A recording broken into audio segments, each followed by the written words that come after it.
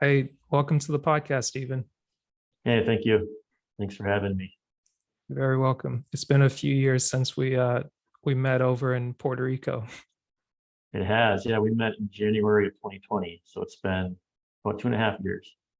Yeah, it's funny. I guess unless I would have said it here, unless I have you as a witness, I could have almost disappeared for 2 months and been like, nobody would have known where we were at. But we had to come back before everything just like shut down and the world kind of went quiet for a bit. Yeah, yeah, yeah. That was definitely an interesting time. I think I think you worked there for 3 months, was it? And Mm. or you just worked until the pandemic came, and then that was the end of it. Well, Or we kept working until I was because once we went home, we worked remote, and then I worked until May, I want to say. So like all okay, in total, say 4 months, give or take, because then gotcha. they started to do the layoffs where it's like, okay, we're gonna figure out what's going on when we know like nobody can really come back to deploy. And then once they start opening things back up, then we'll let people know that they can travel back to Puerto Rico. So I think it's 4 months. Yeah. Okay, gotcha. Yeah, I actually ended up on that job for about 15 months. Oh, I wow. was on it. Yeah, I was on it quite a bit longer. But yeah, as you know, we went to Puerto Rico and we worked for about a month and a half. Mhm. Then the pandemic came. They just sent everybody home. So yeah, I remember we had a little bit of work we could do in the office, and we kind of did that as time went on. And um, people started to get laid off, and for some reason they just kept me on, and I ended up going back to Puerto Rico in July, like mid-July. And so I was back in Puerto Rico between July 2020 and until the end of April 2021. So an extra 9 months roundabout. What was that like? Oh, I loved it. I love it. I made a couple local friends, and they kind of showed me around a little bit. Puerto Rico's like renowned for its beaches, but and it does have beautiful beaches, Mhm. all around the island. Um, but it also has lots of nice rivers and mountains. And so it's like the interior of the island is mountainous, and it's also really wet. So there's a lot of rivers with lots of waterfalls and stuff. And they'll have these swimming holes called charcos, where you can go and swim in fresh water. In addition to all the beaches you can go and swim at. So Right. yeah, so I mean, it was great. The food's pretty unique. I ended up going to one of the sub islands, or one of the smaller islands of Puerto Rico called Vieques, Mm. where they have a bioluminescent bay. And it's supposed to be one of the most concentrated in the world, apparently. But I remember I went down there one night. I just kind of waited around, and when I was walking in the water, I'd see like these flashes of light that kind of looked like little comets in the water, Mhm. swimming away from me. So I don't know if they were frogs or fish or what, but it was super cool to see it, like just walk in the water and see all these little comets, you know, Yeah. moving away from me. And then I take a handful of water, pick it up and look at it. It looked like little stars in the water, from the algae that was glowing. So That's that was pretty a really cool. cool place to visit. Yeah. I feel like I think I've heard it's like Puerto Rico is one of the places where they have that, and then somewhere in Jamaica they also seem to have that. There's a number of places. The place I went to in Puerto Rico was by far better than the other place I went to, which was in Cambodia. Mm. But when I went to Cambodia, there's a group of us on a boat. They took us out on a boat into this bay, and we had goggles, Yeah. and we jumped in the water. They're like, okay, look in the water and move your hand through the water. And so I did that. And I could see like the plankton lighting up in the water, and that kind of looked like stars as well, but it wasn't nearly as pronounced Right. as the bioluminescence plankton that I saw in Puerto Rico. Like that was like so much stronger, so much brighter, just a lot cooler, really, a lot more impressive. Yeah. That's pretty Yeah, cool. I guess like you mentioned, going back in July, I think I was maybe presented the option to go back, but I wasn't as brave at the time to be like, yeah, let me go back and kind of deal with the are we on? Are we off? Are we on? Are we Yeah. off? I was like, so I guess, what, how, was it, was it a difficult choice for you to just go back to work and go with the flow? It wasn't difficult for me at all. I mean, it was either do that or stop working, you know? Mm, So, true. um, plus I love to travel. I love Puerto Rico. Like it's a beautiful place, you know, and I remember them mentioning you because I think I asked about you actually. I was like, is Asher coming back? And they're like, oh, we don't know. He's thinking about it. And unfortunately, you decided not to come back. Yeah. Uh, but, but It crossed my mind, but I guess it was, I don't know. It was just one of those moments where, like, going initially, like, before Puerto Rico even came up as an option to deploy to, I was like, "Oh, this would be a neat experience." I'm always open to trying new things, but it was like initially Iowa got mentioned, and it was like January. I was like, I don't know if I want to be somewhere where it's cold in the middle of winter." And then they're like, "Well, yeah, okay, that the timeline kind of came and went." And then Puerto Rico came up, and I was like, "Yeah, I'm excited." But then, like, just having so many things on my plate that I was trying to do. I think I just started the podcast.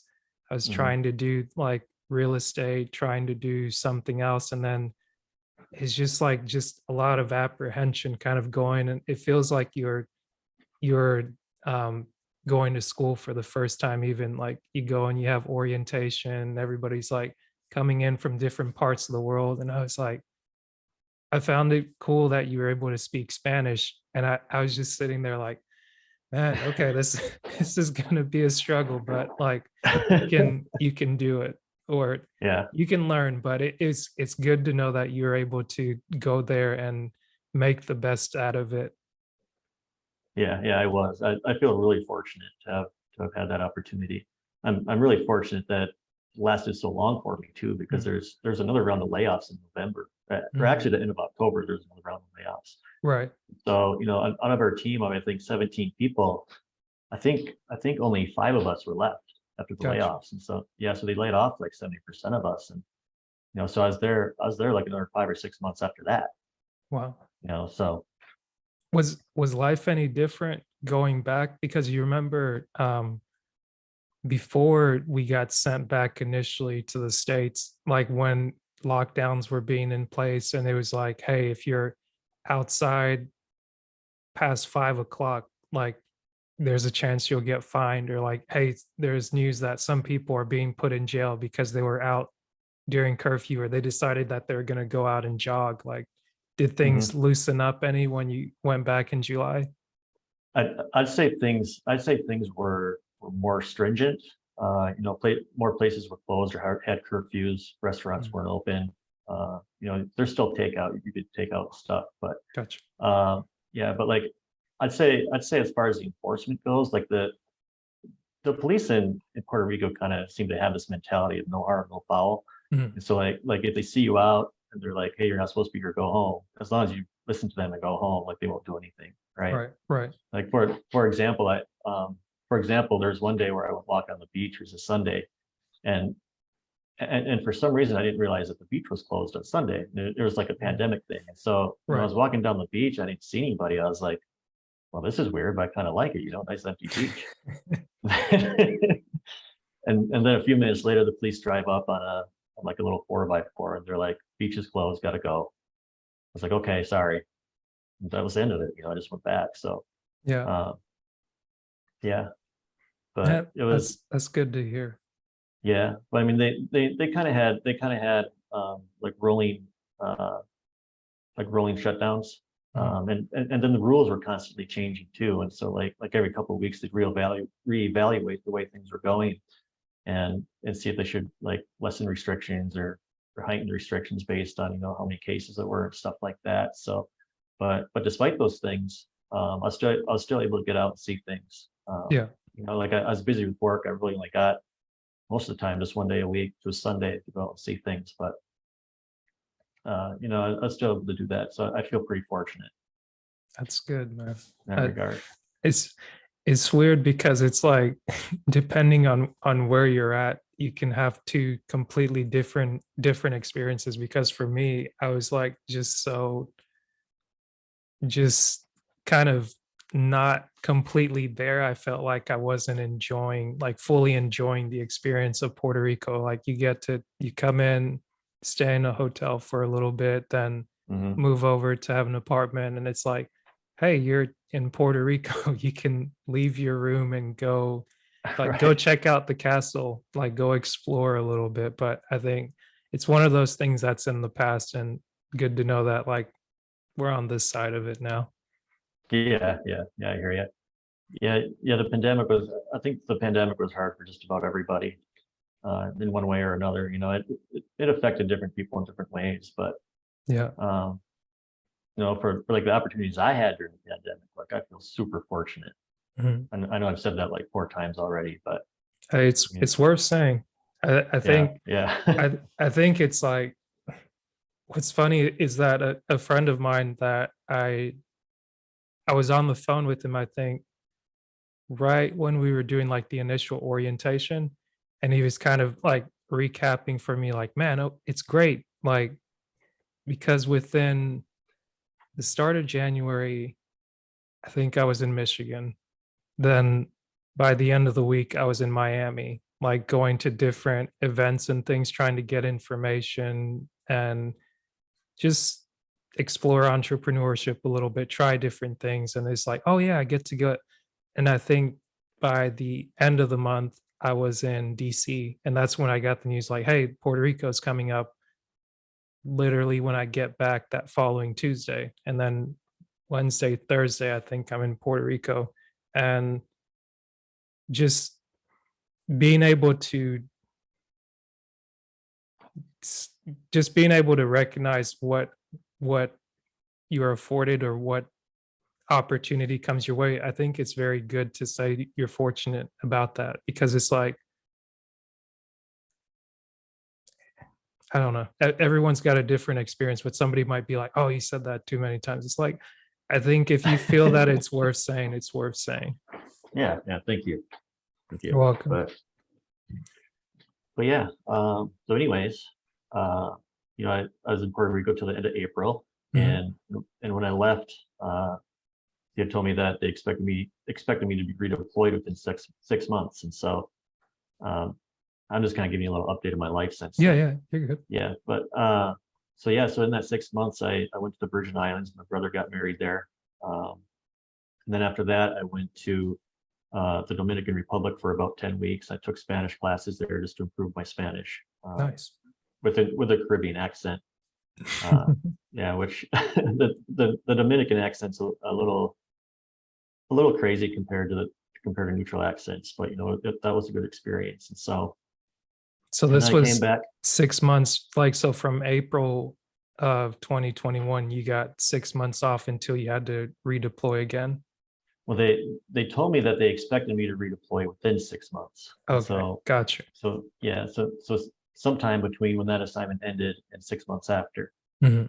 Um, and so yeah, so I went home for a month, went to the Virgin Islands, went to the Dominican Republic. That was for almost 3 months. And I got back, I think, in must have been August or September. Mhm. Uh, and I was still kind of waiting to be deployed. They hadn't called me or anything, and so but it had been like 4 months, and so I was like, well, if this doesn't work out, maybe I should start looking at other things. And so, before Puerto Rico, I'd been looking at um, maybe doing a career shift in a data science, and so I did a little bit of self study with data science. So I picked that back up, which included learning a programming language called Python, and also some math methods that are used in data science too, uh, and also something called machine learning, which is a type of AI, um, that basically data science revolves around nowadays. And so I picked that back up.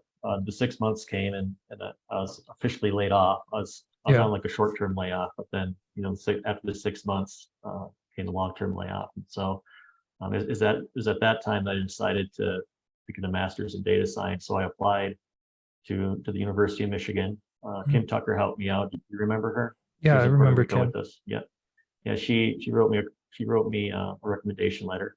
Nice. I got accepted, and I just started a master's degree like a month and a half ago.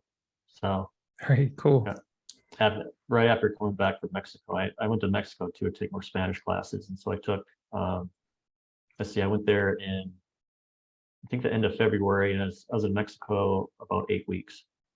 And so I spent about 4 or 5 weeks in Mexico City taking Mhm. Spanish lessons, and then I went to the Yucatan just by myself and kind of roamed around the Yucatan a little bit and saw different stuff, some beaches and some cenotes and ruins and stuff. Man, So yeah, that's that's my life. That's my life in a nutshell. That's that's awesome. I mean, like mhm. when you went to the Dominican Republic and you took Spanish lessons, and you went to Mexico and took Spanish lessons, like even before then you were taking Spanish lessons. Like, how are you going about taking these lessons?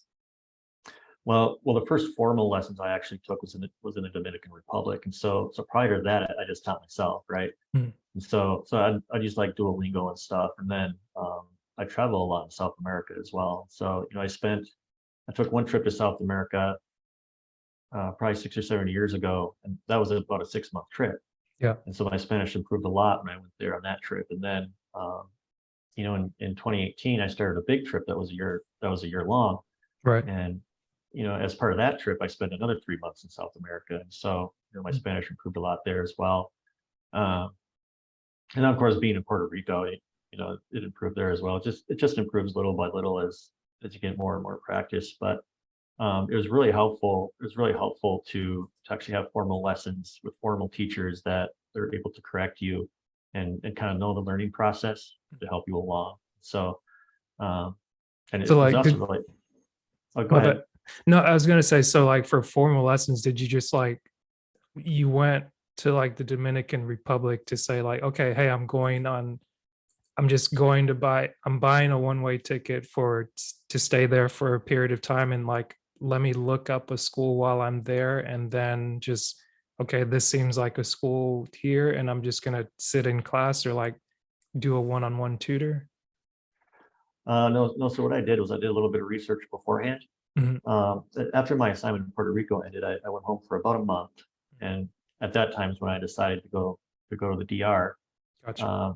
And I just kind of Googled Spanish, Spanish schools in Santo Domingo or Spanish schools in the Dominican Republic, and I just Mhm. kind of made a list of the schools, and I researched each one a little bit to see which one I liked the most.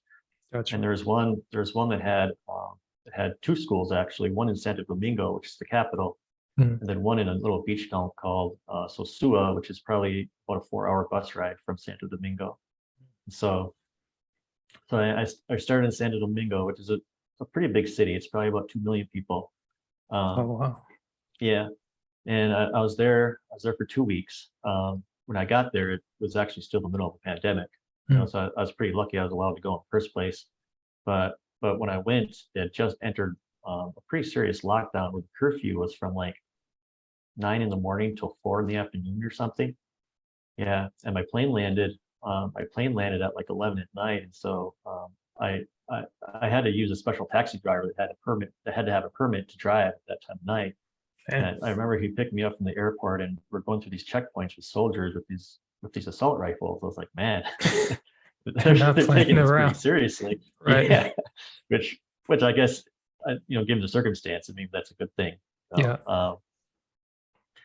But yeah, so that was so yeah, with the curfew, like I wasn't able to get out very much because things would shut down at 4. Then you have to go home, and so I was in Santo Domingo for 2 weeks, and I just decided to go up to Sosua to continue lessons up there, simply because the restrictions were stringent up there Mhm. because there weren't so many cases up there, and so I went up there for 2 weeks, and basically this beautiful beach town, you know, with beaches within walking distance from the school. And I stayed right at the school. They have like apartments you can rent, and also like these like they're almost like motel rooms that you can rent, like little dorms with beds in it. Gotcha. Um, Almost like hostels. yeah, yeah, sort of. And and yeah, so I was there for 2 weeks, and the school was really beautiful there. It's like this big building and this compound is fenced in. They have a bunch of fruit trees and stuff. Mm. And it'd be about 4 hours of lessons a day. Start at 9 o'clock, I think you go till 1. And then the afternoon you'd have free, so you'd go to the beach or whatever, or just do whatever you wanted. So, you know, I took some kite lesson surfing when I was there. So I tried to learn kite surf, Yeah. but I wasn't quite able to do it. It's pretty hard, pretty hard thing to learn actually. But What is kite surfing? Can you describe it a little bit? yeah, so it's kind of like wakeboarding. You know what wakeboarding is? You're pulled behind a boat Yeah. and Yeah. Yeah. you have a board on your feet. Yeah. So it's kind of like that, except you're being pulled by a kite. Mm, So I had this big 11-foot wide kite, and there's different maneuvers you can do with the kite where you can like jerk it down or jerk it off to the side, right. and that'll like put force on the line and it will pull you, right? Yep. So that's what kite surfing is. It's just riding a board with the force being applied to you by a kite. Right. But the tricky part is like kind of maneuvering everything at the same time, because Mm, like you kind of have to have your feet a certain way and kind of your body a certain way, and then you have to control the kite at the same time. And so it kind of takes a while to get good at everything, to an extent to where um, to an extent to where you're able to control everything without thinking about it a lot. right. Right. Because when you're first starting off and you think about it, like you just have a lot to think about, you know, like with your feet, like what you're doing with your feet and your hands and the kite and stuff. So, you know, I got to the point to where I could stand up on the board. I stood up on the board twice. Mm. That was all I was able to do. And I just went like a few feet and then I fell. So, I, and that was after 5 hours of lessons. I But bet anyways, you tried it. I tried it. Yeah. I think I'm going to try it again someday. I'm just not sure when yet. But yeah. And so yeah, I was in Sosua for 2 weeks, and then I went back to Santo Domingo because Mm. the lessened the restrictions and changed the curfew and stuff. And so I went back to Santo Domingo for um, another 6 weeks? Or no, there's another 4 weeks. There's another 4 weeks in Santo Domingo taking Spanish lessons the whole time. And then after 8 weeks of lessons, I just kind of had some time off, and I went up to man, I can't remember the name of it. There's this peninsula in the north of the country that I went up to, and then I also went um, to the east of the island where there's a big resort, Playa del Carmen. No, not Playa del Carmen. Oh man, what's the name of it? Hold on, I'm gonna look it up. Okay. I don't know why I can't think of it right now. You're fine. I guess it seems like uh from 2018 or just a little bit before 2018, you got the travel bug. You just got that itch to go travel, and it's like you actually did it, because a lot of times people, or like myself, I've thought about like, oh yeah, it'd be nice to just get up and go. It's like, like, are you actually going to go do it? Like, look it up, not try to wing it, and then like be willing to go with the flow once things kind of change along the way. I think Right, right. I commend you for doing that. And it also encourages me to be like, hey, like, you just take a minute, look up something and give it a shot. Like, if you don't find what you're looking for initially, it's like just keep looking, or don't beat yourself up about like, oh, I didn't get to do what.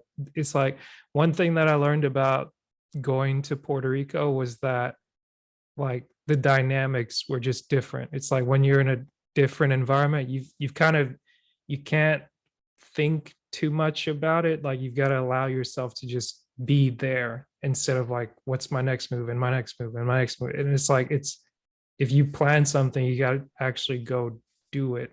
And then if it Mhm. doesn't work out, just kind of shrug it off and think of something else. Yeah, yeah, definitely when I make plans. Oh, by the way, the name of the place I went is called Punta Cana, Mm, which almost everybody's heard of. I just couldn't think of the name for some reason. gotcha. But but yeah, I went to Punta Cana. But yeah, like usually when I make plans, I keep my plans very flexible, right? Mhm. But it's also good to do research and know it's there. You know, Sure. and to like know how much it's going to cost, and you know how you're going to get around. 'Cause those things are really important. Right. And sometimes, you know, when you get there, you don't want to spend your time doing a bunch of research. So like for me, it's better to do it before you go. Um, but yeah, like, uh, but yeah, like I was, and so I went to Punta Cana, then I left after that, um, came back, and then I was back home doing, kind of doing more self-study, Mm. until I went to Mexico. Then I went to Mexico and then, came back and started my master's. Yeah. It's very cool. Yeah. That's the what is it like? What was your favorite part of the like? What's been your favorite thing about traveling? Whether it was like going to Mexico, going to the DR, going to Puerto Rico, like going through South America. Is it like booking the trip, or like just the fun surprises you find along the way?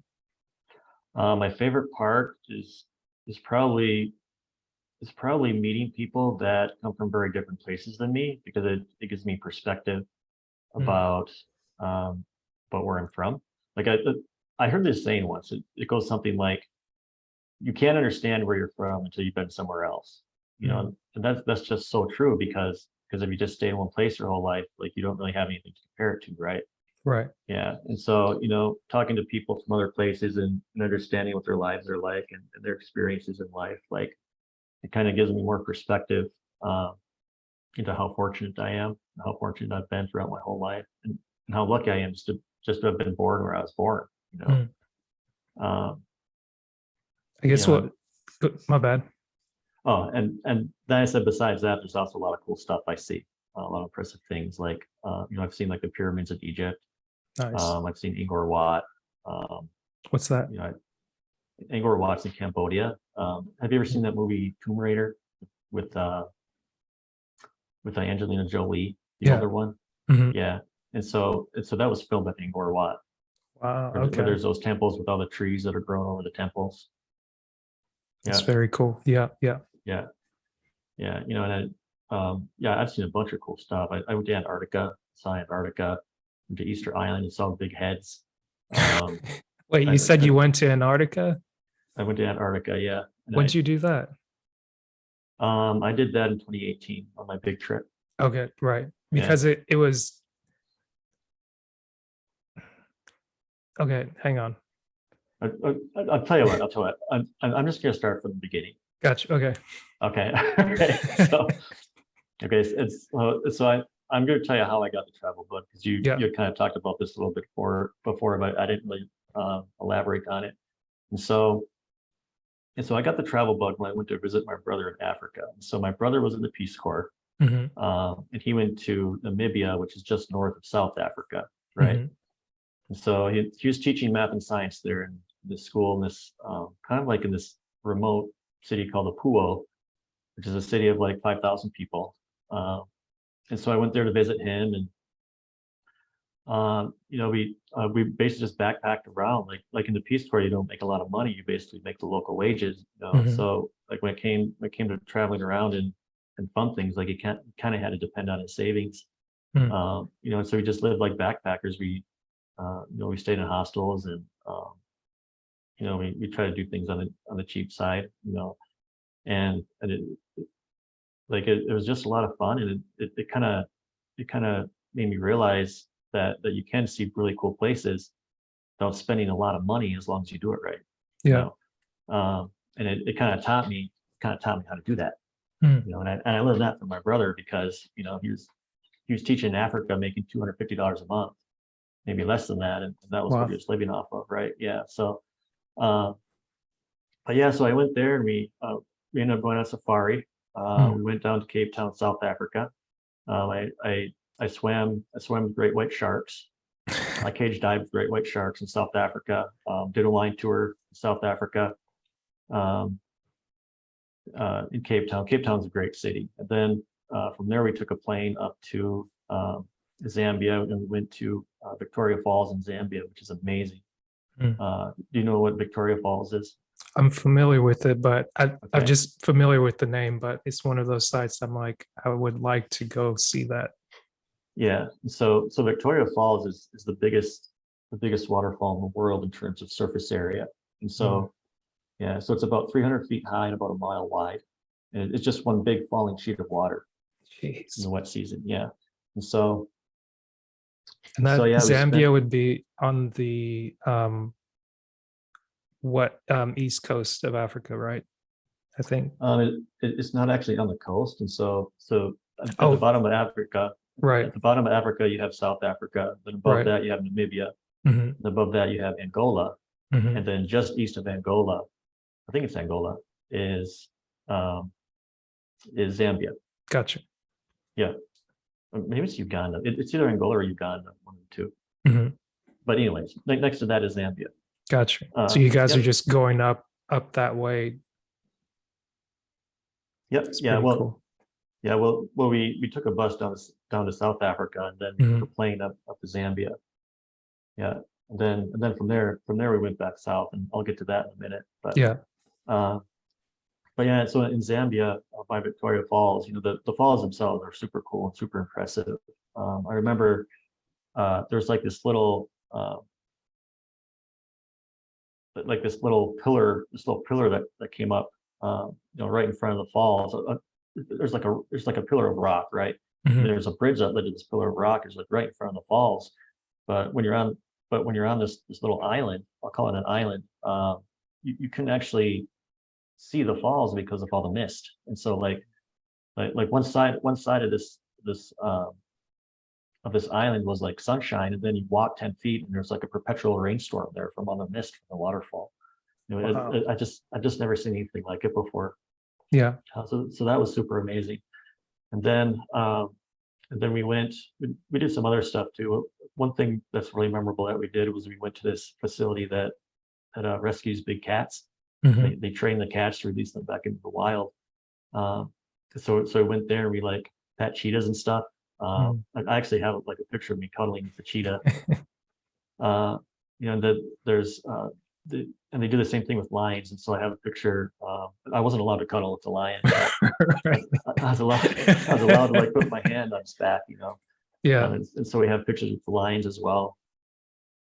And so from there we took a bus back to Namibia, Yeah. and we went on safari in a place called the Tosha National Park, um, which is it's basically a really dry area, but there's a bunch of watering holes, and so the Hmm. animals always congregate around these watering holes. And so we just rented a car and we just drove around each watering hole and checked out the animals there, which was pretty cool. Yeah. Um, and there's a 3-week trip that was back in 2013, I think. Um, and yeah, like it was just amazing. I did and saw a lot of amazing things, and that's kind of what gave me the travel bug. I kind of made me want to go see the world some more. So It's pretty cool. yeah, and so in I think it was in 2014 or 2015, I went back to Africa. Saw my brother again. Hmm. Uh, went back to Victoria Falls, but this time it was in the dry season. Hmm. And so it wasn't one big falling sheet of water, but it was a bunch of separate waterfalls kind of along, the whole mile length or the whole mile width of the drop. Hmm. And there's one place within that length called the Devil's Pool where there's like this still pool where you can actually swim up to the edge and like look over the edge, Hmm. like a 300-foot drop down the bottom. So I did that. Yeah. Wait, you did the And drop, I, well, or I you didn't go. swam up to look? Okay, okay, okay. I swam up to look, yeah, to look over Gotcha. to look over the edge. I was like, okay, you went from traveling to Daredevil. I'm like, Yeah. ooh, Yeah. you're And making me so sweat over here. yeah. But but yeah, besides that, I went back to Namibia as well, and I went back to Etosha for a few days, and Mm, then I went to a place called the Skeleton Coast, which is mm, part of Namibia. That's just a place where there's a bunch of shipwrecks. It's mm. super super dry. Basically, nobody lives there. Then there's like some old ruins of like mining sites and stuff like that. Um, it's really barren, really remote, really beautiful. So we Yeah. drove through there. Then we went to like a little resort town called Swakopmund, Namibia. And then another really cool thing we did too was we went to a place called Sousaswe, Mm, which is in Namibia. Basically, what that is these big red sand dunes. mm, Um, that it'll take like 45 minutes to an hour to get to the top of these sand dunes, and then sandwiched in between all these dunes is is this salt pan that's dried and cracked, and there's these dead trees standing up in the salt pan, right? And so, man, I wish I could show you a photo because like it's just such an alien landscape. Um, but yeah, we went there. We climbed up to the top of a sand dune. Took us like 45 minutes maybe, and then we ran down the sand dune to the salt pan, which took us like maybe 5 minutes.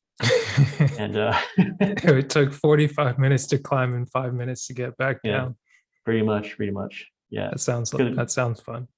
Yeah. And yeah, and then at the bottom we just took pictures and stuff, and it's just yeah, it's just like this alien landscape with this cracked, dry mud pan, basically, these dead trees. And these dead trees have probably been there for centuries, right? You said they're grown when there's water there, maybe even millennia, I don't know. But you know, like it's one of the driest places on earth. Yeah. So these trees are basically I don't think they're petrified, but like it's so dry there that they just don't rot, right? They're just there. You know, So it's like they're almost like they're preserved. Yeah. they're preserved dead. Yeah. Yeah. And and there might be salt on the trees too, which might help with the preservation. I'm not sure because it's basically a little salt pan, right? Gotcha. Yeah. Yeah. But so yeah, so my second trip to Namibia, that's where I went. And at that time I decided that I wanted to go to South America. So I was still working at the time. You know, I was working up in Canada doing the dike work I told you about earlier today, before we started recording this. And that's why I started studying Spanish, just with Duolingo, you know, to prepare for my trip to South America. And so the time came pretty close to where I was going to go to South America, and I got kind of fortunate there because I got let go from my job with a severance package, you know, Nice. which was a lot better than just quitting and not getting a severance package. And so All right. yeah, You went and about so it the right way. yeah, and so I went to so on that trip I went to South America for 6.5 months. And at that time I didn't really have a plan. I just kind of packed up and left. And I had like a general idea of things I wanted to see while I was there, but I didn't have like an itinerary, right? Gotcha. Right. Yeah, so I went to Ecuador to start off with. I was in Ecuador, I think, 4 or 5 weeks, and as part of that, I went to the Galapagos. Mm. You know, I was in the Galapagos, I think, for 10 days. Took a cruise there. Saw some of the northern islands of the Galapagos, and then some of the southern islands, which are the inhabited parts of the Galapagos. You know, and then spent some more time in Ecuador. Saw some stuff. Really beautiful country. When I went to a little town called Baños, which is kind of where the mountains meet the jungle. And so, you know, there's lots and lots of waterfalls, but it's also really wet because it's basically where the jungle starts. And so, you know, there's this little route where you can kind of ride a bike, you know, along the river, and all along the river you see waterfalls from the mountains just dropping into the river. It's really beautiful, kind of like a little resort town. Right. Yeah. And then from there I went down into Peru. I spent I think about 10 weeks in Peru. I started in the north. I went to a beach town called Mancra, and I went to a town called Chachapoyas. There's a really cool set of ruins in Chachapoyas called Huela, which is it's basically like this walled plateau. It was where the Chachapoyas people used to live, and they were conquered by the Inca, and so like the place became abandoned when the Inca conquered the Chachapoya, but their fortress is still there. You know, it basically looks like a castle. Yeah. You know, so that was pretty cool. Saw another really cool waterfall there called Gota Falls, which is let's see, it's 750 meters high with 2 cataracts. And so that's what, like 2,400 feet, something like that. That's a unit. That's a unit of measure. Yeah. Yeah. Cataract. So, Gotcha. well, no, a cataract would be like one drop. Oh, so like, yeah. Okay. So like the waterfall was one drop and then another drop. So one drop Gotcha. was 250 meters roundabout, if I remember right. So that's like, you know, 800 feet, right? 800-foot drop. Then the next drop was about 500 meters, which is like double that. Yeah. Yeah. And so like the whole waterfall, if I'm remembering correctly, dropped, you know, over 2,000 feet. Wow. Yeah. Yeah, that was a super impressive waterfall. And then And then from there, I went to Iquitos, which is a city in the jungle. Mhm. I had to take a boat there. I got on a boat, kind of at the headwaters of one of the Amazon tributaries. Then I rode this tributary on this boat for 2 days down to the headwaters of the actual Amazon. So the Amazon River starts where two other rivers meet, and where those two rivers meet, it ceases to be either one of those rivers. It starts to be the Amazon. So Iquitos is probably about 20 miles past that. Right. Basically right next to the headwaters of the Amazon. So I went there and spent some time there. Saw different stuff, and then I got on the plane. I went to Lima, went to Cusco, which is where Machu Picchu is. I went to Machu Picchu, and then I went down into Bolivia. Spent about 5 weeks in Bolivia. Mhm. I went to a place called Salar de Uyuni, which is the biggest salt pan in the world. So, have you ever seen those photos of people where they're standing somewhere that has like a thin sheet of water? They're standing there. There's like a reflection of the sky. You ever seen photos like that? I don't think I have, unless maybe I've seen like a screensaver or like those stock photos people put out there that's like Okay, really cool for a background, computer gotcha. background. Okay, yeah. Well, Salar de Uyuni. I feel like I'll have to collect a lot of photos from you just to like find ways to like maybe do like a Visualize this cool, stuff. yeah, because it's like Yeah, yeah. it's really like how did you decide or why did you decide on South America as like your next place to travel after you went to like the um countries in Africa, like doing South Africa, Namibia, Mhm. was it Zimbabwe? Zambia, Zambia. Zambia. Yeah, yeah. That's a good question. I actually don't remember. It might have been just things I wanted to see there. Gotcha. Like I Okay. I probably had like um, an urge to go to the Galapagos. I probably wanted to see Machu Picchu. Right, And right. generally, kind of my approach when I do research is I take a map and I mark down on the map. And actually, Mm, I remember doing this. So this is probably the process I went through. Is mhm, I mark down on a map the things I want to see, and then I kind of like make a rough route of how to mhm. see things, Yeah. and then I do research along that route to see what else there is. Mm, And so I like like that. yeah, and so probably what I did was on my map, I might have marked Machu Picchu, the Galapagos. Mhm, I probably marked a Salar de Uyuni, mhm. and then if you draw a path between those three things all along that route, there's other things to see. And so I just started doing research. I kind of came up with this list of things to see, and It's very cool. And yeah, are you originally from Michigan, right?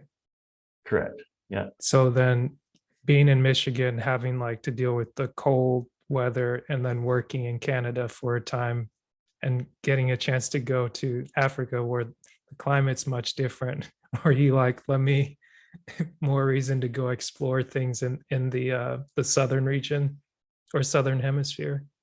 Oh, well, the southern hemisphere can actually get pretty hot too. Mm, Yeah, and cold, yeah. hot and cold. But uh, That's it's funny because I'm so used to things being like around the equator. It's like you forget that it would get cold in South Africa and in South America. mhm. Yeah, and actually in South Africa and in Namibia too, it could get pretty cold sometimes. Mm. Because my second time in Namibia, I went in the winter time. So, was it the winter time? Because well, it Let's was see. you said it was dry season, but It was I a dry guess season yet. gotcha. Uh, I, I I can't remember exactly, but the second time I went, it was really cold. I remember Mm. that, especially in certain areas. Did you Uh, feel like you underpacked or were you kind of you knew ahead of time what to pack, like I, the I right I knew clothes I, and whatnot? I knew ahead of time what to pack. Yeah, so I was Cool. good there. I was Yeah. good there. Yeah, but yeah, on my big trip, like I kind of had to pack for everything. Mm. So like my bag probably weighed 40 pounds, my backpack. Yeah. And a lot of it was just clothes because like I had to have winter clothes in there, you Right. know. Yeah, but anyways, so back to South America. So I went to Mhm. Bolivia, Salar de Uyuni, then I went to Chile for 2 weeks. Mhm. I went to I went to a really cool place called San Pedro de Atacama, which is a desert environment. They have like these lagoons that could get pretty cold too, Mm. especially with the higher elevation. They'll have like these really picturesque lagoons and stuff like that. And then I went to a city called Calama, Mhm. and I went to this huge copper mine. This copper mine is like it's like 5 kilometers long, 3 kilometers Mhm. wide, about a kilometer deep. And so it used to be the biggest open pit mine in the world. So it's just Mm. this big gaping hole in the ground. You know, they'll have these big, huge haul trucks that are as big as a house, Mhm. and you look into this mine, and way down at the bottom of the mine, you see these big haul trucks and look like ants. You know, so that was Jeez. pretty impressive. Yeah. They just Um, abandoned the mine over time. no, it's still active. Still Okay, active. It's been active for decades. gotcha. Yeah. But but yeah, and so then from Chile, uh, I started looking at plane tickets from Chile. It's really expensive, and so I was like, well, I'll just go back north and kind of look at things on the way up. So that's what I Mhm. did. I took buses all the way from Chile all the way up to Colombia. I Mm. flew out of Bogota, Colombia, to go home. So like Um, Chile is the westernmost coast country of South America. correct. Yeah. So Have, then, yeah, have you ever seen that? Have you ever seen that country in South America that's really skinny and really yeah, long? yeah, that Yeah, one. yeah, that's Chile. Yeah, Gotcha. So that's then Chile. I Yeah. was just wondering because you said the flights were so expensive. So like to get there, did you like fly down initially and then work your way back up, or you just got there and then kind of maneuvered around? Yeah, so to get there initially, I kind of looked at flights to see what city was the cheapest, and the cheapest city to fly to, I think, was Quito. Mm. And I remember I got a flight to Quito for like $300, which was a really good deal.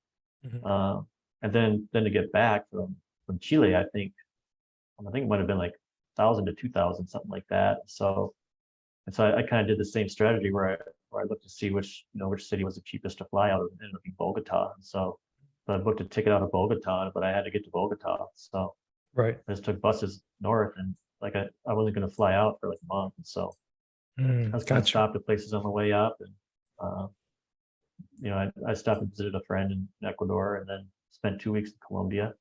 Nice. Saw some in Colombia, and then yeah, flew home. I figured Yeah. it'd help me visualize it if I just pulled up Google Maps and navigated around. I was like, oh, that makes sense because Yeah. if you started out on the west coast in Ecuador, you work your way through Peru, that continues on to Bolivia, and then that borders Chile. Chile. Mhm. Yeah, It's exactly. very cool. Yeah. Yeah. It's funny when you describe the story, it reminds me of like any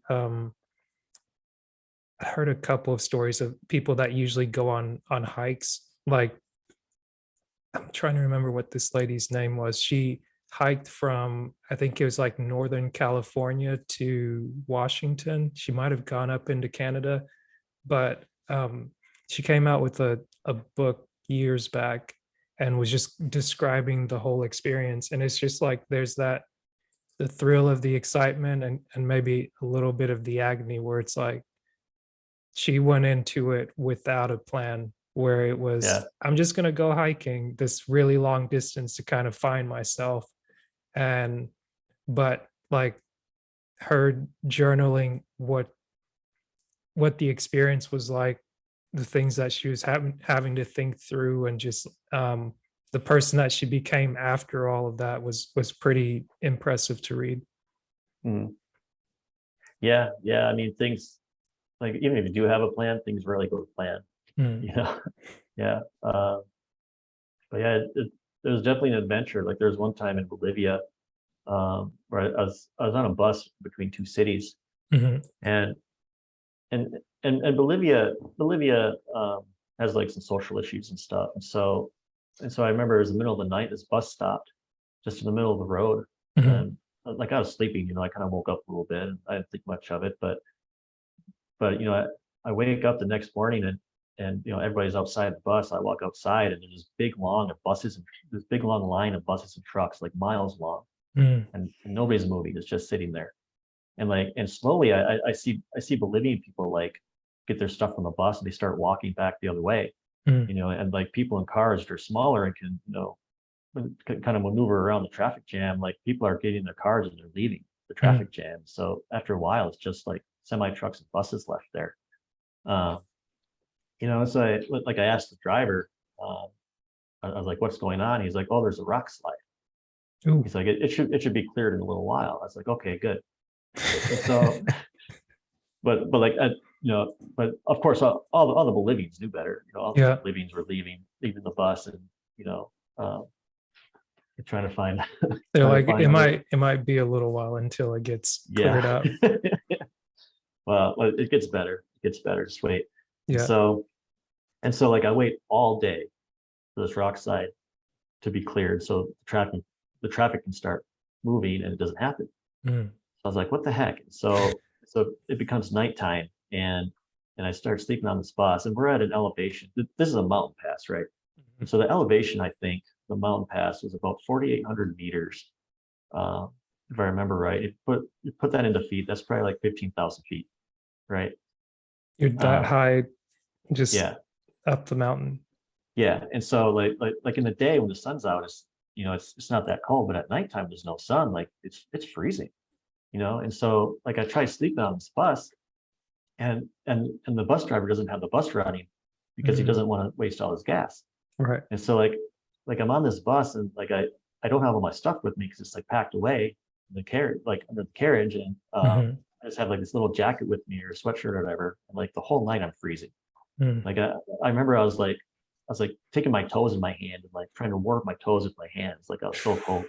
Like I basically didn't sleep. And so finally the sun comes out, and I go and like bask in the sun for a little bit to warm up. Um, and then I went, I talked to the driver again. I was like, dude, I was like, what? I was like, dude, like, how long does it take to clear a rock slide? He's like, oh, don't worry about it. They'll clear it.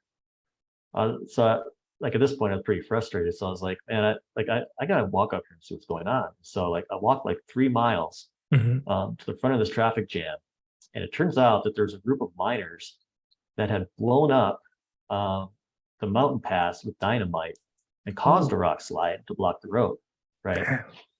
Yeah. And so like I remember when I walked up there, there's a big group of miners, and they're chasing this guy and beating him with their hard hats. And like I couldn't really make out what they were yelling, and it was in Spanish as well, which is obviously not my first language. But I think they were upset because this guy was trying to give people a car ride around the roadblock, and and the miners didn't want any taxis going around the roadblock. Right. So they're like chasing this guy off and beating him with their hard hats. So I was like, like when I saw that, I was like, oh man, something's wrong here. So I basically walked through the roadblock. These miners didn't mind people walking through it. They just don't want anybody driving through it. Right. There's like this little path that they had cleared, through the rubble, and and all along the cliffside, there's like this pass through the mountain. They basically carved a path through the mountaintop, and so on either side of the road, there's this sheer cliff, right? And on top of these cliffs are a bunch of miners, like occupying the high ground. Yeah. Make sure nobody goes and clears the road. And so, I'm walking along, and these Bolivian miners, like I stick out like a sore thumb, right? And, like this white American guy in American clothes, and they're like, "Gringo, gringo," like yelling at me. They're like, "Donde vienes," which means where are you from? Yeah. I was kind of uncomfortable. I was like, El Norte, which means the north. Yeah. They're like El Norte. It's like, yeah.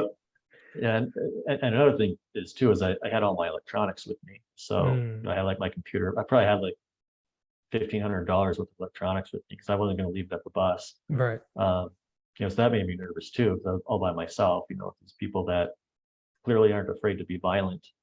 So, but yeah, and so after I figured out what was going on, I walked back to the bus. I told the bus driver, I was like, yeah, there's a protest up there. He's like, oh yeah. It's like he knew it already. He's just like, it's just Tuesday. It's okay. Yeah. And but anyways, like after that, like I was like, I gotta find a way to get out of here. So there's this group of women that we're gonna try to walk around it. Mhm. I was like, okay, well, I'll go with this group and we'll walk around this protest. Or no, sorry, there's a group of women that's gonna take a cab Mhm. around. I was like, okay, I'll go with them in this cab. I'll split the cost of the cab. And so this cab driver takes us up this beaten mountain road. He's like bottoming out his car. Mhm. And he takes us to like a checkpoint where that's manned by all these miners. And the miners are like, you can't go any farther. So we're like, okay. And so we get out and we start walking. Mhm. We walked probably like me and this group of four women and a little girl. Um, we walked probably 5 miles. Mhm. I had this 40-pound pack on me. Until finally we get around everything. Um, and then we had to pay these guys on motorbikes to bring us up to where there's some taxis or some combis Mhm. that we could get into and go on. But so that was a pretty interesting experience. And then I remember as we were riding away in the combis, you know what a combi is? It's like a No, what? taxi van. Oh, okay, A okay. combi is like a taxi van, so Got it you. takes a lot of people. Yeah. Um, Like the minivan. it's like a minivan, yeah, Got you. or even like a bigger van too. It just Okay. depends. Yeah. But yeah, in the commies as we're driving away, I saw riot police driving towards where the roadblock was. They Got were you. all Right. dressed up in riot gear and stuff, probably like 10 truckloads of them. Man, it's So about to get yeah, serious. yeah, I think so. You know, and actually the protests that were occurring were like a nationwide protest. So there's other locations where this was occurring. Mhm. And it came to a head. It came to a head when some government official went to negotiate, and he actually got dragged out of his car and beaten to death. And that's how it Ooh. ended. Yeah. So Well, like it, yeah. I mean, it could get pretty violent. right. It's pretty nerve wracking. Uh, but yeah, sometimes you run into things like that when you Yeah. travel. Depending on where you travel, like some places are more volatile than others. But Yeah. uh, at, after that experience, I try to be really careful. I haven't had any experiences quite that bad Mhm. uh, since then. Right. But That's yeah, pretty cool. there's always the unexpected. Yeah. But I guess it's that um like, so once you took that trip for 6 months, did you feel like you kind of needed a break to relax? Or I mean, as you're taking the trip, I'm sure like you're sightseeing, you go out during the day, you plan a few sites to see, and then like when you get tired, it's okay, I'll just sit my butt down for a minute and just sleep, get up, go do something else the next day, meet some people, like Hmm. just get to like in this is the really when you're teaching yourself Spanish speaking to local people like from different countries, and you're starting to pick up on the accent along with like you're actually applying what you've learned through Duolingo. Hmm. It's pretty neat. Like Yeah. on Yeah. I the mean, job training, but for your it's like for your life. yeah, exactly. Yeah, it's like definitely the best way to learn another language is to go somewhere and just immerse yourself. That's Mhm. by far the best way. That's Especially with Spanish, because Spanish has so many different dialects. mm, And so there's like different words that are used in different regions and stuff, and then different ways to pronounce things. So yeah. uh, like just listening to this neutral accent in Duolingo, you could get really really good at listening to that accent and understanding it, Mhm. and then go somewhere and not understand anything.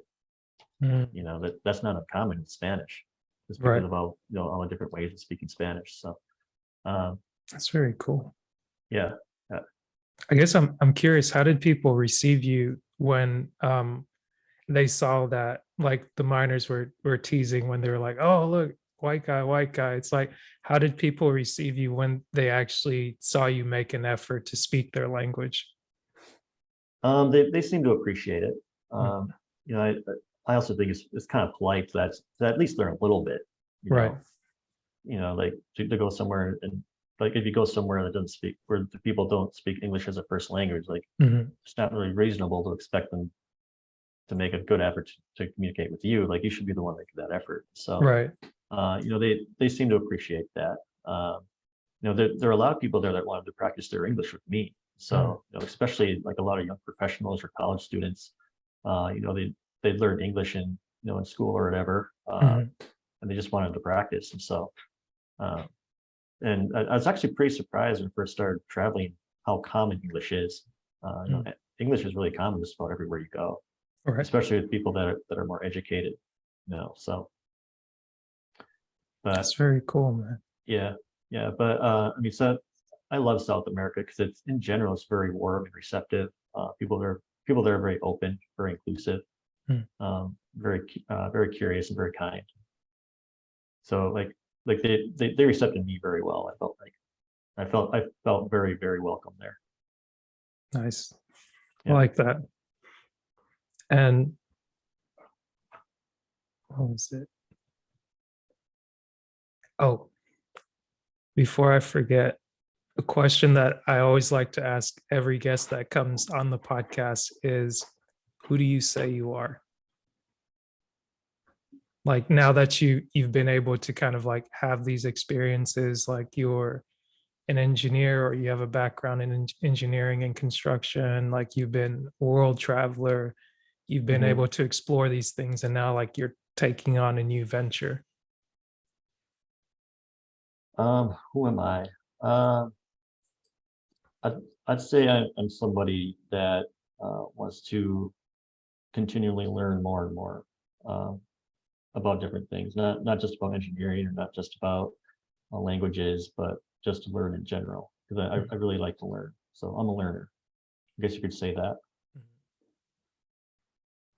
And I guess it'd be kind of silly Is it? for me to ask you on the back end of that, like, are you still that person?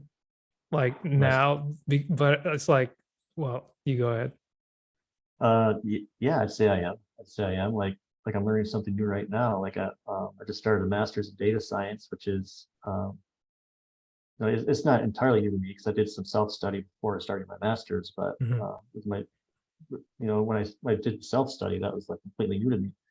I taught myself Python, which is a programming language that's used in data science. I taught myself some math methods that are used in data science and stuff like that. Mhm. SQL. I took some courses in Udemy. Mhm. Udemy is like a website you go to take courses about different topics. And so I did SQL, which is a database programming language from Udemy, and different stuff. Just prepare for the program. Now I'm in the program. That's So awesome. that's kind of an example. Like even to enter the program, I had to prove a fluency in Python. I had to prove a fluency in statistics. And so Mhm. like the statistics is another thing I did a lot of self-study on because the last time I had a statistics class was in I think 2006, Oh wow. in college. Yeah. So like I really had to brush up on that and basically reteach myself statistics. Yeah. I So guess yeah, I'd like, say go, I'd say I'm still that person. gotcha. Yeah. Yeah, I think I definitely agree with that. That's very true. And um I'm curious, like when you do your self-study, is it like is it just driven by that motivation to just learn something new? Like you see something, you're like, like I'm curious about this. Let me take an approach on it. Like let me see what I can figure out here.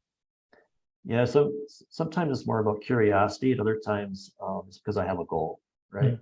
And so like when I started studying Spanish, for example, my goal was to go to South America, and I wanted to be able to communicate with people when I went to South America. So that was that was why I started studying Spanish. And then with the data science stuff, like I had an idea of maybe I want to get a master's, maybe I'd like this. Mhm. And so that was curiosity at first to see if there's something I'd be interested in, and then that turned into a goal because I had to prove to get in my master's program that I was capable of certain skills already. Right. Yeah, so like the self study to gain those skills was to accomplish the goal. And then Very. there's other things that are just I'm just curious about. Like I really like history. I read about history a lot. Listen Mhm. to history podcasts and stuff. Finance. I really like learning about finance. There's a finance podcast I listen to every day. Mhm. Um, stuff like that. Just a Yeah. broad variety of stuff, really. Yeah, very true. Like, There's this book called The Psychology of Money. And I think Mhm. I came across it on YouTube once because like every now and then you'll see a book where it's listed or you can listen to it. And I think maybe a day or two after I was almost all the way through it. Um, I guess YouTube took it down maybe for copyright or something like that, but I ended up getting it on Audible. But just to your point, being able to have that diverse knowledge or just kind of explore different fields really opens you up. And obviously, if you want to be able to travel very well, you should be good with your money. Yeah, yeah, that's very true. And actually, when I got back from South America for the first time, I still owned a house, Mm, right? Yeah. And so the trip I was telling you about, when I went to Bolivia, Ecuador, and stuff, yeah. like that was only a 6 month trip. And so I took another trip after that. That was 383 days, right? Yeah. Okay. tell, But tell me about but that a little bit. but to prep, well, like I had to do a lot of prep for that trip, right? Right. So I owned a house, Hmm. and to help pay off the house, I rented out rooms to my friends. And so I basically lived with some friends, Mm, and they gave me a little bit of rent money. It wasn't a lot, it's like 250 a month per hmm. person, right?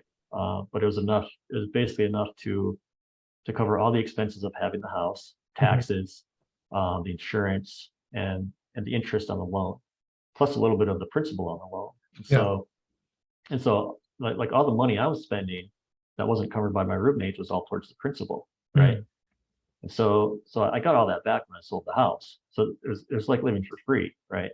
nice. So yeah, so that's one thing I did. Um, So you sold it once you came back from South America?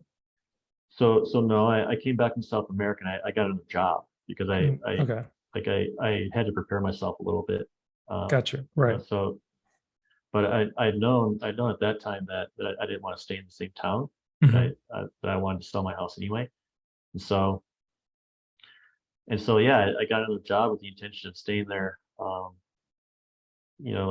like maybe a year, uh, until I could save enough money and sell the house, and be on a good financial footing to do what I wanted to do, Right. and be prepared when I got back, Mm, uh, to maybe spend like maybe 6 months before I started working again. So, uh, so having the house was part of that. hmm. Another part was I started driving Uber, rather than going out on the weekends. Hmm. So, rather than going out and spending money, I'd still be socializing with, Yeah. the That's a clients in my great Uber, way but to meet people. yeah, it actually is. It really is. So I'd still be able to socialize, but I wouldn't be spending money. I'd be making a little bit of money, not a Hmm. lot, but Right. you save a little, make a little, like it adds up. So, um, I kind of changed my diet, the way I eat. Like I stopped eating out a lot. Hmm. Um, I started eating a lot of rice. That's like the cheapest carb basically you could buy at the grocery store. I started eating a lot more chicken. I didn't really, once in a while I get pork chops, but I wouldn't get steak, I wouldn't get shrimp. Hmm. All that stuff's pretty expensive. And so, fruits and vegetables, I get the cheaper fruits and vegetables, which made my diet a little more boring. But, if you're thinking about it, you spend a lot of money on food, Yeah. so if you change the way you eat, you can still eat healthy, but still eat relatively cheaply. Um, Did you pick up any like the new eating habits from your trip to South America, or this was just a personal change you were making for yourself? it was just a personal change I was making. Yeah. Gotcha. I didn't even ask about the food in South America, but I'm sure it was pretty good. It was pretty good. Yeah, it was pretty good.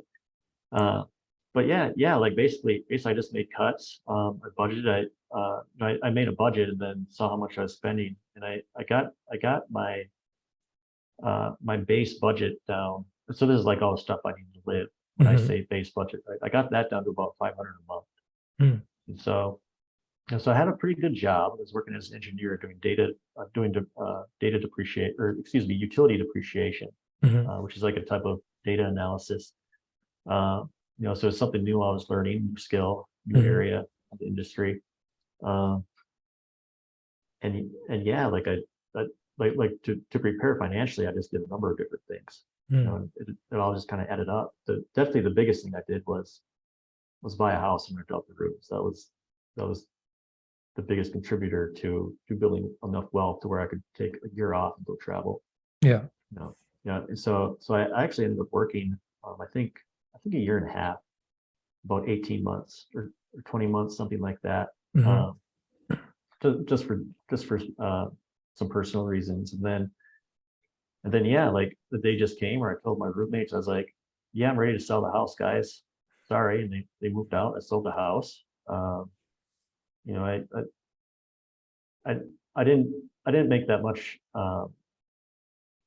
profit from like a capital standpoint, Mhm. but like from my roommates paying towards the principal, me paying towards the principal, like I got a pretty good chunk of money when I sold the house. And so Mhm.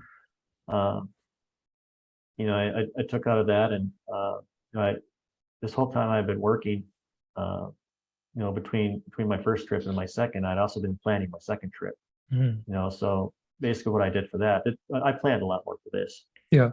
So basically what I did was kind of the same thing I did the first time. Was I took a map of the world. Mhm.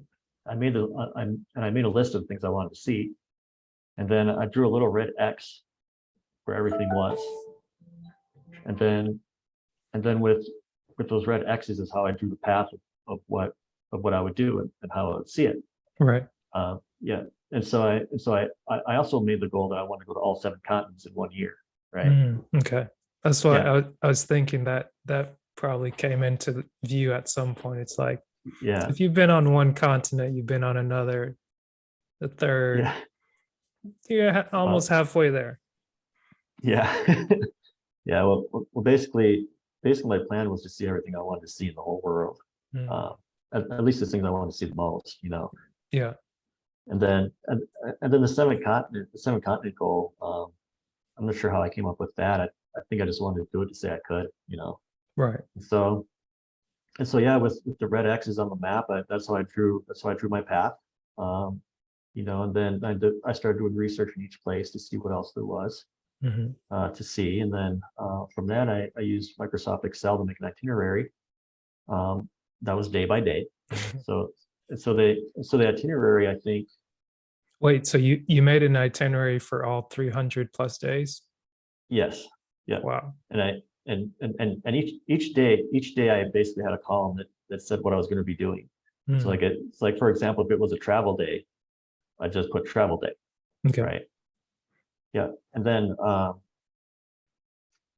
I made other columns that listed the expenses for each day. So depending on where I was at, like I do research in each city and see how much a hostel cost, for example. And then, Mhm. if I spent 5 nights in this one city, I just put the cost in that column of each night.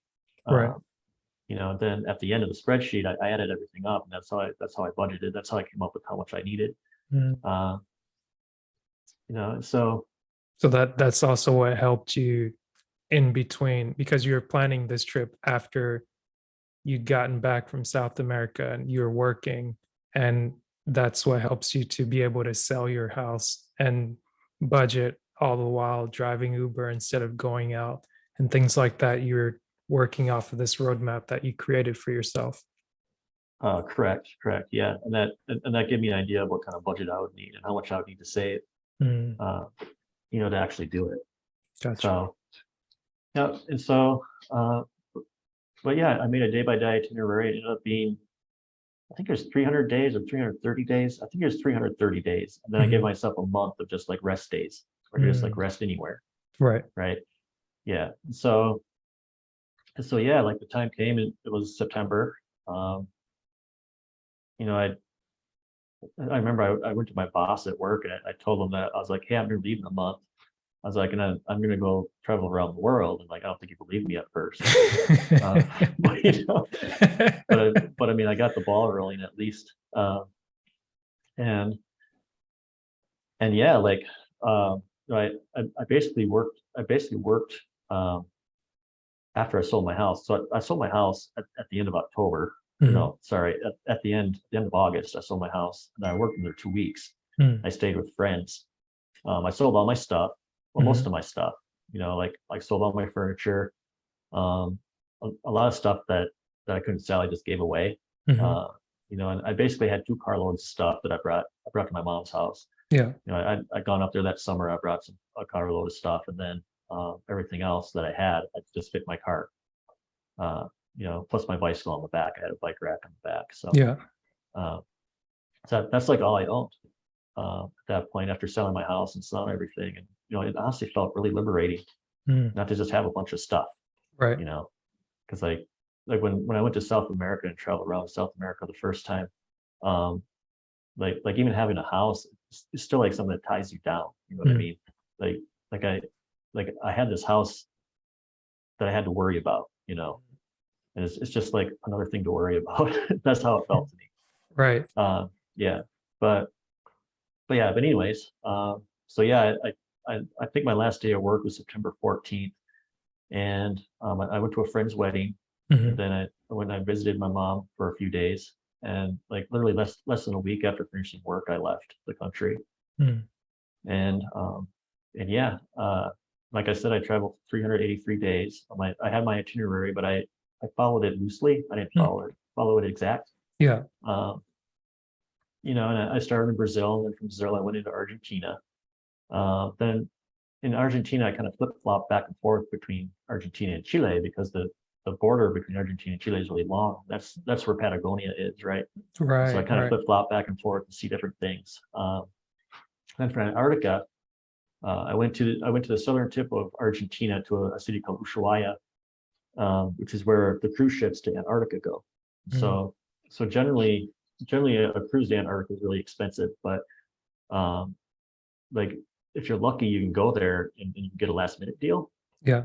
where like you pay for the cruise and then you leave like a day or two after, right? Hmm.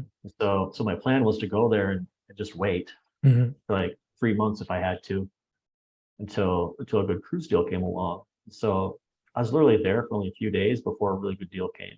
Yeah. I ended up getting a $10,000 cruise. It was a 10-day cruise. Hmm. The normal price was 10 grand. I got it for 4,500. Wow. Or no, 4,000. I got it for 4,000. So 60% off the normal price.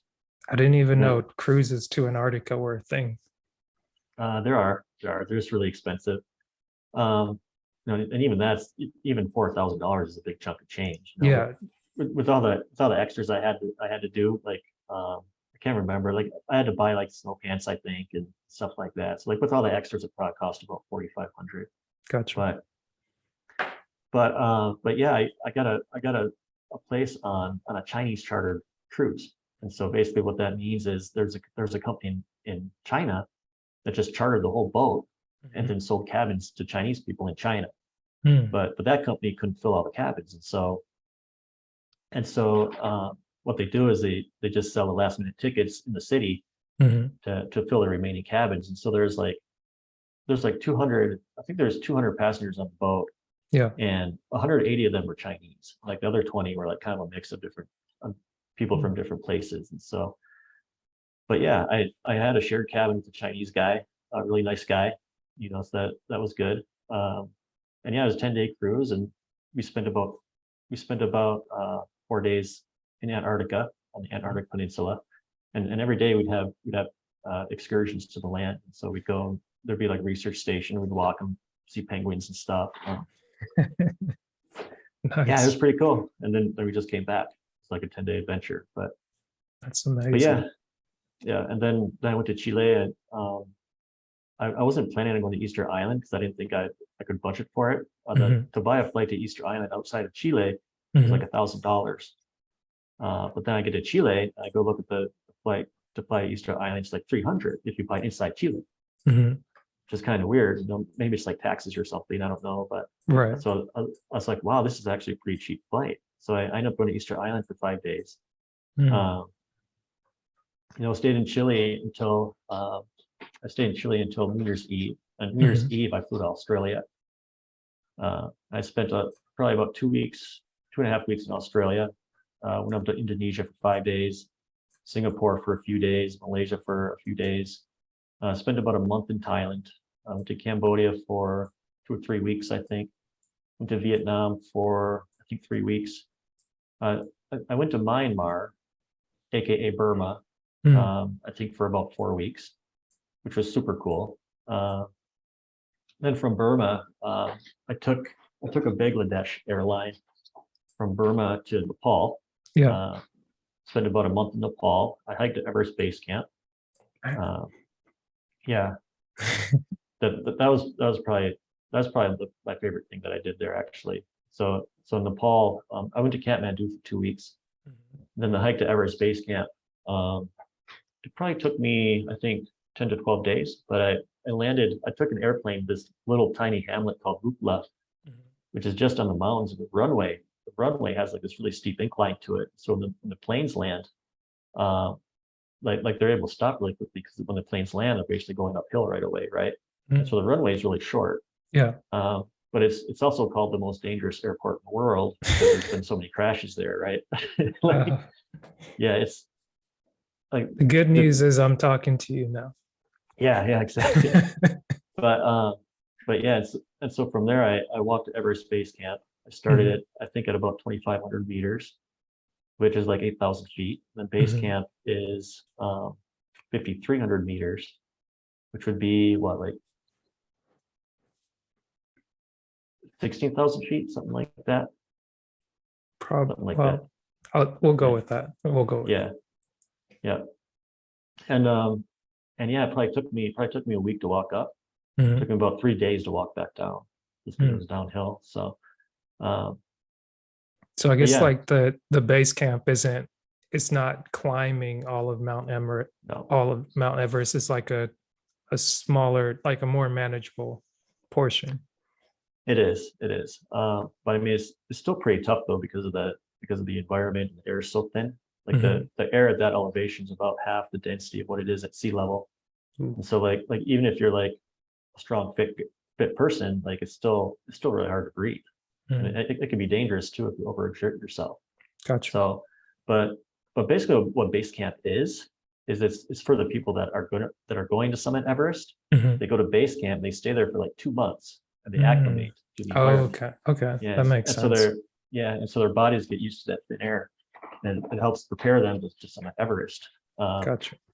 And that was a pretty cool place to see because there's a lot of wealthy people there. And so like all day long you'd see these helicopters come back and forth and drop off supplies and like pick up people and bring people back and forth. But I remember there's in a town that was kind of lower down the mountain. I remember there's this Brazilian guy that taken a helicopter down because he wanted to like eat a steak or something like that, or like some kind of chicken or something. I can't remember, but yeah. But he literally paid for a helicopter ride, just like go eat dinner, and then he rode back. So like some of the people there are just like ridiculously wealthy. But me, I'm not wealthy, so I had to walk. I couldn't take a helicopter. Gotcha. But like I had this really cool picture on my Instagram of like a helicopter landing at base camp. And like base camp just sits on like a glacier, right? So and it's a melting glacier. So as the glacier melts, all the stones and stuff that melt out of the glacier just kind of settle on top of the glacier. And as it melts more and more, that layer just gets thicker and thicker. And so it's the tents on top of all this gravelly stone and stuff. Then under that is just ice, like the glacial ice. So yeah, it was pretty interesting. It's really cool. Yeah. I had to look up where Easter Island was because I was like, I've heard of it. And then I realized it's sort of in the middle of the Pacific Ocean. So it's like you traveled across the Pacific in order to get from South America to Australia. Well, South America, Easter Island to Australia into the Southeast area, and just kind of worked your way up to where we're at now in Nepal at the base camp of Everest. Yep, exactly. Yeah. Very cool. And so the base camp I went to during the day, and then the next morning there's a lodge nearby base camp that I stayed at. And the next morning I woke up at like 3. I summited this mountain that's nearby so I could see the sunset over Everest. And I went up to I think 5,500 meters, which I think is about 17,000 feet. I'm gonna do the math real quick. Okay. 2.28. Oh, it's 18,000 feet. So that's the highest I've ever been, is about 18,000 feet. Gotcha. And I walked up there and I watched the sunrise over Mount Everest. What was that like? it was pretty cool, but it was really, really cold, super Mm, cold there. But I was dressed pretty well for it too, so it wasn't a huge deal. But it's kind of funny when you're that high in elevation, like the sun is so much stronger, and mm, like the days just feel so much warmer, the nights just feel so much colder. Because in reality, it's super, it's super cold. yeah. Even during the day, it's relatively cold. It's just that the sun's so strong that you feel warm. So Wow. yeah, but yeah, like I watched the sunrise, and then that's when I started my way back down. Um, just 3 days later, I was back in Mukla, and I got on a plane and went back to Kathmandu. And then yeah, from Nepal, I went to India. I spent about 3 weeks in India, Mm, saw the Taj Mahal, stuff like that. Um, and then I flew out of Mumbai, I went to Greece. From Greece, I went into Albania for a day, and then I I went I went on a bus up to Bosnia. Spent a few days in Bosnia. mhm, I went to Hungary. I went to Croatia. mm. Uh, I went to Romania. My brother came and met me in Romania with his fiance, and so we had a little road trip and saw some castles in Romania, which was pretty cool. Then I went up to Moldova. Mm, Um, I went to a little part of Moldova called Transnistria, which is like the Russian part of Moldova, mhm. but they've declared themselves independent. And so this little corner of Moldova, which is all Russian speakers, they have like their own currency and stuff like that, and so like their own customs and stuff. And so I went Yeah. there. I don't know if you consider that another country or not. I don't really, but but It's an it was experience. interesting. We'll count it as an experience. Okay, gotcha. Um, and yeah, and then I went to Ukraine. I was in Ukraine for a month. I loved it. Um, and then I went to Poland for a few days, and the Czech Republic for a few days. Then I went to Egypt for 3 weeks, and that was my seventh continent because Egypt's in Africa. So, Right. so that Well, was I my mean, seventh continent on the trip. right. Oh, okay, okay. Yeah, The final continent on the trip. Gotcha. on the trip. Yeah, Yep. yep.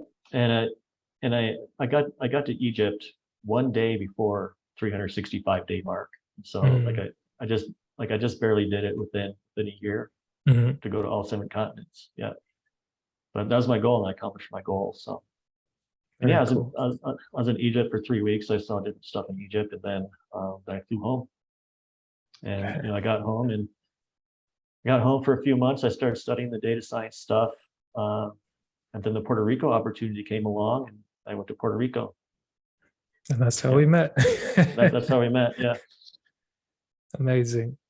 yeah. Man, thank you so much for retelling that story and just being able to humor me, I guess, along the way, but really just share the experience of like how you set out the goal and just kind of just went with it and being open to the experience and just kind of allowing yourself to learn along the way and being able to just take in all that you could take in. Hmm. Yeah. Well, thanks for having me. I'm happy to share. So, We'll do this again at a later all right. date. Yeah, sure. Thanks, Stephen. All right, man. Have a good one. You too. Bye. All right. Bye.